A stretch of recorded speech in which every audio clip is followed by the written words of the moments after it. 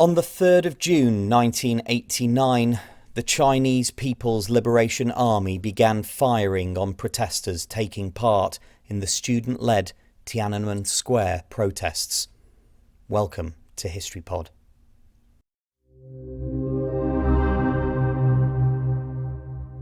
The Tiananmen Square protests began after the death of a deposed liberal reformer within the ruling Communist Party in April.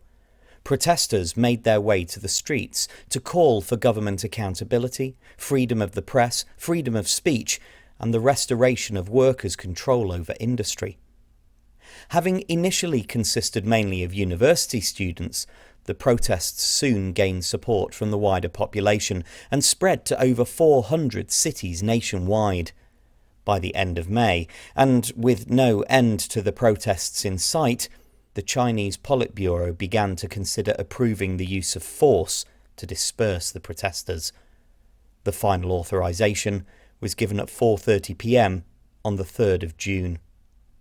When the army began to advance on Tiananmen Square later that evening, thousands of civilians filled the streets to build barricades, despite warnings from state-controlled television to stay inside. At around 10 p.m, while still approximately 10 kilometres from Tiananmen Square itself, the army first used live ammunition on the crowds. The army continued its advance towards the square throughout the night, arriving shortly after midnight. Although some students hurled projectiles at the soldiers, the vast majority maintained a peaceful protest.